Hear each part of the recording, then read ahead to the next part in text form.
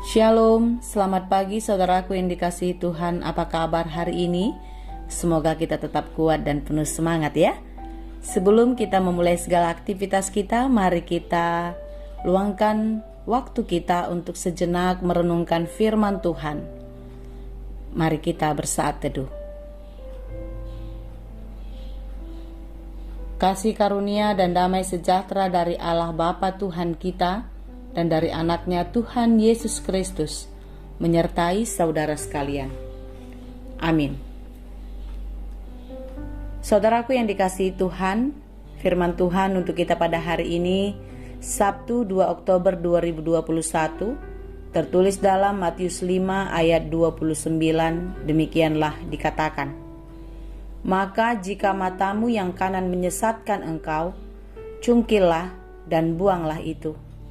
Karena lebih baik bagimu jika satu dari anggota tubuhmu binasa daripada tubuhmu dengan utuh dicampakkan ke dalam neraka." Saudaraku yang dikasihi Tuhan, hukum Taurat. Tidak ada satu orang pun manusia yang dapat melakukan hukum Taurat secara baik dan sempurna. Kalau kita bisa tidak mencuri, mungkin di sisi lain kita tidak bisa untuk tidak berbohong. Kalau kita bisa tidak membunuh, mungkin kita tidak bisa untuk tidak mengingini harta orang lain. Kita bisa saja percaya kepada Allah yang satu dan maha kuasa, tetapi kita sering terpancing untuk menduakannya dengan bersandar dan mengandalkan kekuatan dunia. Ya, jika semua orang berdosa karena tidak bisa melakukan hukum Taurat dengan baik dan sempurna, tentu semuanya akan menjadi sia-sia. Tidak ada lagi penghuni surga, tempat terindah yang disiapkan Tuhan bagi kita anak-anaknya. Oleh karena itulah Allah mengutus anaknya yang tunggal, yaitu Tuhan Yesus Kristus, untuk menyelamatkan kita umat manusia dari belenggu dosa. Yohanes 3:16 berkata, "Karena begitu besar kasih Allah akan dunia ini, sehingga ia telah mengaruniakan anaknya yang tunggal, supaya setiap orang yang percaya kepadanya tidak binasa, melainkan beroleh hidup yang kekal." Allah menginginkan kita semua selamat, menjadi ahli waris di dalam kerajaan surga, bukan menjadi penghuni neraka, seperti apa yang disebutkan di dalam ayat kita pada hari ini. Kedatangan Yesus untuk memenangkan dan menyelamatkan kita. Dia mau keselamatan itu kekal untuk kita dan tidak akan pernah terlepas lagi sampai Maranatha tiba. Tetapi kenyataannya di dalam perjalanan hidup kita sering menyia-nyiakan keselamatan yang sudah diberikan Allah melalui kematian dan kebangkitan Tuhan Yesus kepada kita. Kita masih mudah diombang-ambingkan oleh arus dunia. Kita masih lebih peka dan mendengarkan bisikan-bisikan si jahat agar kita mau melakukan berbagai dosa.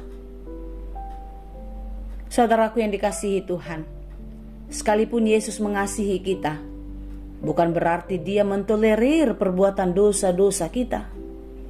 Semua kesalahan dan dosa harus kita pertanggungjawabkan di hadapannya, karena tidak ada satupun yang bisa kita sembunyikan dari pandangan Tuhan. Semuanya harus mendapat upah. Upah dosa ialah maut, kematian kekal bagi orang-orang yang tidak setia dan menyimpang dari jalan kebenaran Tuhan. Dan sebaliknya, upah kebaikan dan kesetiaan kita melakukan kehendak-Nya tentu adalah kemenangan dan keselamatan yang kekal. Hidup kita adalah milik kepunyaan Allah.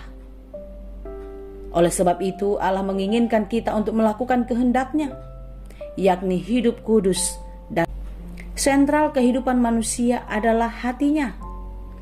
Kalau hati seseorang bersih, tulus, maka tingkah laku yang bersih dan tuluslah yang keluar dari dalamnya.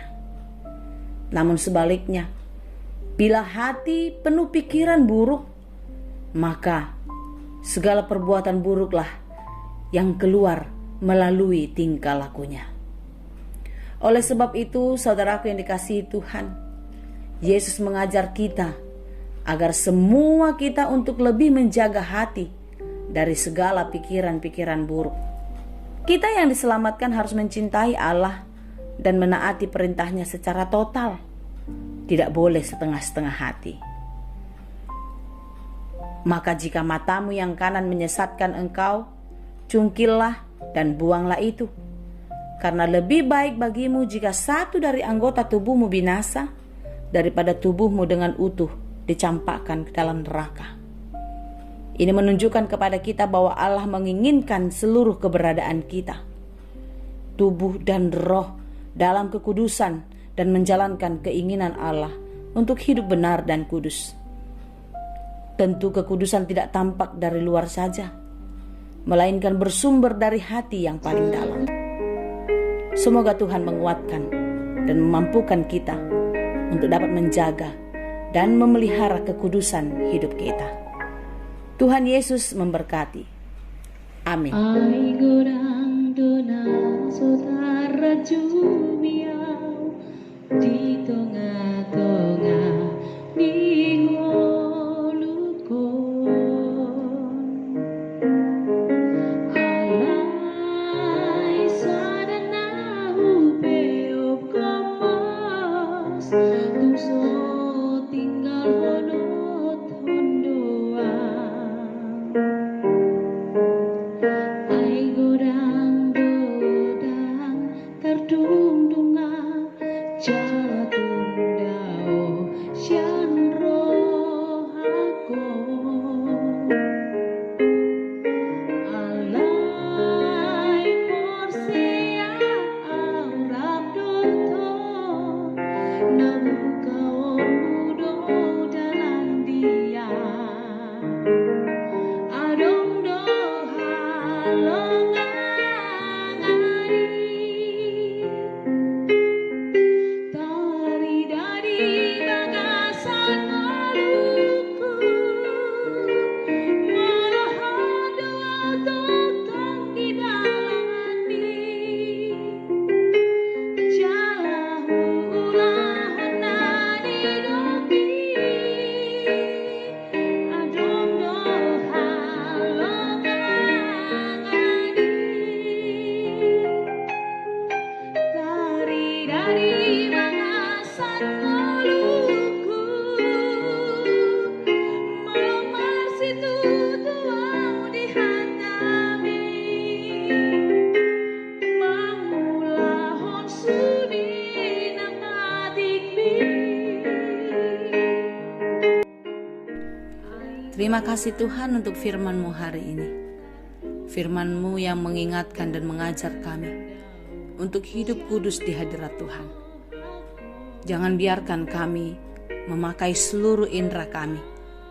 Bahkan sebagian pun tidak boleh kami pergunakan untuk perbuatan yang tidak berkenan kepadamu.